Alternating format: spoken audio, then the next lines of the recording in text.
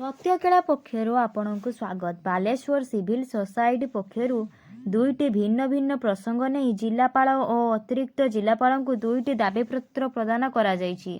ବାଲେଶ୍ୱର ଆଇନ ମହାବିଦ୍ୟାଳୟର ଅର୍ଥରାଶିକୁ ପୂର୍ବ ପରିଚାଳନା କମିଟିର କିଛି ସଦସ୍ୟ ବ୍ୟାପକ ହରିଲୁଟ୍ ଓ ତୋଷରପାତ କରିଥିବା ଘଟଣା ଉପରେ ତଦନ୍ତ କରି ପଦକ୍ଷେପ ନେବା ଓ ଆଇନ ମହାବିଦ୍ୟାଳୟର ପୁରାତନ କୋଠାଘରକୁ ଭଡ଼ା ସୂତ୍ରରେ ପ୍ରଦାନ କରାଯିବା ଘଟଣା ଉପରେ ତଦନ୍ତ କରି ଦୋଷୀ ବ୍ୟକ୍ତିମାନଙ୍କ ମଧ୍ୟରେ କାର୍ଯ୍ୟାନୁଷ୍ଠାନ ଗ୍ରହଣ କରାଇବାକୁ ଦାବି କରାଯାଇଛି।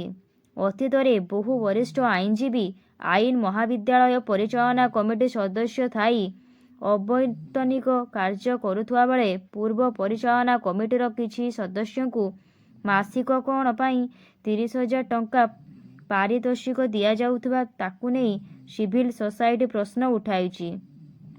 ଅତିରିକ୍ତ ଜିଲ୍ଲାପାଳ ମହାବିଦ୍ୟାଳୟର ନୋଡାଲ ଅଫିସର ଥିବାରୁ ତାଙ୍କୁ ଏହି ଦାବିପତ୍ର ପ୍ରଦାନ କରାଯାଇଛି। ସେହିପରି ବାଲେଶ୍ୱରର ଜଳସେଚନ ଅଧୀକ୍ଷଣ ଯନ୍ତ୍ରୀଙ୍କ କାର୍ଯ୍ୟାଳୟ ପରିସରରେ ଜୁଡିସିଆଲ ହବ ପ୍ରତିଷ୍ଠା ପାଇଁ ବଜେଟ୍ ବ୍ୟବସ୍ଥା ହୋଇଥିଲେ ମଧ୍ୟ ଅଦ୍ୟାବଧି ଏହାର ନିର୍ମାଣ କାମ ଆରମ୍ଭ ହୋଇନଥିବାରୁ ଜିଲ୍ଲାପାଳଙ୍କୁ ସିଭିଲ ସୋସାଇଟି ପକ୍ଷରୁ ଏକ ଦାବିପତ୍ର ପ୍ରଦାନ କରାଯାଇଛି। ଉଭୟ ଦାବି ଉପରେ ପ୍ରଶାସନ ଓ ସରକାର ତୁରନ୍ତ ପଦକ୍ଷେପ ନେଲେ ସିଭିଲ ସୋସାଇଟି ଜନ ଆନ୍ଦୋଳନ କରିବା ପାଇଁ ରାସ୍ତାକୁ ଓହ୍ଲାଇବ ବୋଲି ସଭାପତି ଅନ୍ତର୍ଯ୍ୟାମୀ ପ୍ରଧାନ ଓ ସମ୍ପାଦକ ମନୋଜ କୁମାର ନାୟକ ବିବୃତ୍ତିରେ କହିଛନ୍ତି। ଆଜିର ଦାବିପତ୍ର ପ୍ରଦାନ ସମୟରେ ବରିଷ୍ଠ ଆଇନଜୀବୀ ସମରେନ୍ଦ୍ର ନାଥ ଦାସ, ଗୌରାଙ୍ଗ ପାଣିଗ୍ରାହୀ, ଶ୍ୟାମସୁନ୍ଦର ଜେନା, କୃଷ୍ଣଚନ୍ଦ୍ର ବେହେରା, ଭରତ ଚନ୍ଦ୍ର ଲେଙ୍କା, ପ୍ରଦୀପ ଶୁକ୍ଳା, କବଲଜିତ ସିଂ ଓ ଅଭିଜିତ ପଣ୍ଡା ପ୍ରମୁଖ ଉପସ୍ଥିତ ଥିଲେ। ଧନ୍ୟବାଦ। सिविल सोसाइटी तरफ आम आसलु स्मारकपत्र देवाई आम दुईटी स्मारकपत्र देलु गोटाए देलु आम जिलापाल महोदय को ता देहरे आमर दृढ़ भाव दाबी अच्छी जे 1936 मसीह बालेश्वर जिला जज कोर्ट प्रतिष्ठा होता तार बहु पूर्व म्युनिसिपल कोर्ट बालेश्वर प्रतिष्ठा होता आवश्यकता को उपलब्धि करी जे सरकार ये judicial hub it is a very big wide concept judicial hub निर्माण पर सरकार प्रस्ताव रखिले एवं स्थान निर्धारण करागला। या परे ओडिशा हाईकोर्टर माननीय विचारपति एवं बालेश्वर जिला जे होती प्रशासनिक विचारपति एडमिनिस्ट्रेटिव जज से आसिले क्षेत्र परिदर्शन कले संतोष व्यक्त करके गले मात्र आज 2 वर्ष अतिक्रम कलापर जेहेतु जुडिशियल हब प्रतिष्ठा करा नामगंध ना से आम जिलापाल को अविलंबे जुडिशियल हब प्रतिष्ठा करने दाबी जनइलु आम स्मारकपत्र मध्यम 2 नंबर कथा हूँ जे बालेश्वर हूँ ओडिशा सबुठ शिक्षित जिला ये जो लॉ कॉलेज रही 2023 मसीह जो कमिटी थिला से कमिटर किसी सदस्य कान उठिला आपण मैंने शुणी नथिबे जे परिचालना कमिटर सदस्य मैंने मास को दरमा नेबे आप 23 मसीहा 6 मास 23 मसीहा रिजोल्यूशन होती जे कमिटी सदस्य मैंने 30,000 टका मास को दरमा नेबे एवं व्यापक हेराफेरी होती जे केस ट्रांजेक्शन होती जो सरकार कहते जे कैशलेस हम से व्यापक मात्रा अर्थ दुर्नीति होती घोटाला होती यार विधिवत तदंत करने आम दाबी जनइलु एवं बालेश्वर लॉ आंदोलन कर जिला वकिल संघ सहित मिसिक आंदोलन होती धारणा आम देचु तापर तार यही धारणा एवं आंदोलन परिप्रेक्षी शेष को निष्पत्ति है जिलापाल बाध्य होकर गोटे मीटिंग डाकिले 7/11/2023 आम समस्ते बसलु वकिल संघर कर्मकर्ता थे सिविल सोसाइटी कर्मकर्ता थे गोटे कमिटी होता गौरी बाबू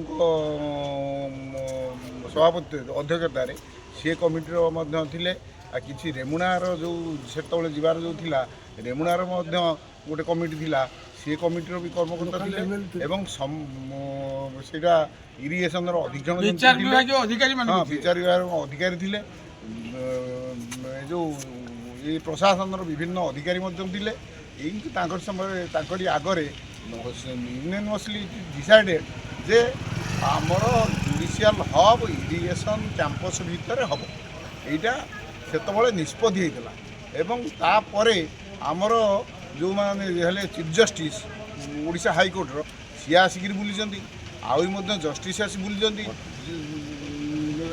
से कैंपस देखी संतोष प्रकाश कर भल हम ସବୁ କଥା ପରେ ଆଜି ଆ ଭିତରେ 2 ବର୍ଷ ବିତିଗଲା। ଦେଖନ୍ତୁ 7/11/2023 ଆସିକିରି 25-26 ହେଲାଣି, 2 ବର୍ଷରୁ ଅଧିକା ହେଲାଣି, 2 ମାସ ଅଧିକା ହେଇଗଲାଣି। ତା ଭିତରେ ଏଠି ଜୁଡ଼ିସିଆଲ ହବ୍ର ନାଁ ଧରୁନି। ତେଣୁ ଏଇଟାର ଆ ଭିତରେ କି ରହସ୍ୟ ଅଛି ଆମେ ବୁଝିପାରୁନୁ। ତେଣୁ ବାଧ୍ୟ ହୋଇକରି ଆମେ ଆଜି ଜିଲ୍ଲାପାଳଙ୍କୁ ଗୋଟେ ସ୍ମାରକପତ୍ର ଦେଲୁ ଏବଂ ଜିଲ୍ଲାପାଳଙ୍କୁ ଅନୁରୋଧ କରୁଛୁ ଯେ ସେଇଟା ଶୀଘ୍ର କେମିତି ଜୁଡ଼ିସିଆଲ ହବ୍ ଏଠି ପ୍ରତିଷ୍ଠା ହେବ, ସେଇ ତାର ଦାୟିତ୍ୱ ନେଇ ସେ ତୁରନ୍ତ କାର୍ଯ୍ୟନିର୍ବାହ କରିବେ। ସାର୍ ଜୁଡ଼ିସିଆଲ ହବ୍ ପାଇଁ ଅଛି ବଜେଟ୍ ଆଲୋକେସନ୍ ହେଇଛି କି? ବଜେଟ୍ ଆଲୋକେସନ୍ ହେଇଥିଲା 200 କୋଟି ଟଙ୍କା। 200 କୋଟି ଟଙ୍କା ଯେଉଁ ହେଇଥିଲା ତାର ବର୍ତ୍ତମାନ ସୁଦ୍ଧା କେଉଁ ପରିସ୍ଥିତିରେ ଅଛି କ'ଣ ଅଛି କହିହେବନି। ଡିପିଆର୍ କରିବା କଥା, ଡିପିଆର୍ କଲେ କି ନାହିଁ ସେ କଥା ମଧ୍ୟ ଜାଣିପାରୁନୁ। ତେଣୁ ଏଇ ପରିସ୍ଥିତି ଭିତରେ ସେ କାହାକୁ ଦେଲେ ଡିପିଆର୍ କରିବାକୁ କି ଦେଲେ ନାହିଁ ଏବଂ ଏଇ ପରିସ୍ଥିତି ଭିତରେ ସେଇଟା ଯେହେତୁ ଜିଲ୍ଲାର ମୁଖ୍ୟ ଜିଲ୍ଲାପାଳ ଏବଂ ଏ ଦାୟିତ୍ୱ ନେଇଥିଲେ, ତାଙ୍କରି ଅଧ୍ୟକ୍ଷତାରେ ମିଟିଂ ହେଇଥିଲା, ସେ ଦାୟିତ୍ୱ ନେଇଥିଲେ, ସେ ଏଇଟାକୁ ତୁରନ୍ତ ତାଙ୍କ କାର୍ଯ୍ୟ ନିର୍ବାହ କରନ୍ତୁ, ଏଇଟା ଆମେ ଅନୁରୋଧ କରୁ। ନହେଲେ ଆନ୍ଦୋଳନ ମାନେ ବାଲେଶ୍ୱର ପୁଣି ସେଇ ଆନ୍ଦୋଳନମୁଖୀ ହେବ ଏବଂ ସେଥିପାଇଁ ଯାହା ହେବ ଜିଲ୍ଲା ପ୍ରଶାସନ ଦାୟୀ। ଓକିଲ ମାନେ କରିବେ ନା ପବ୍ଲିକ? ସବୁ ପବ୍ଲିକ କରିବେ।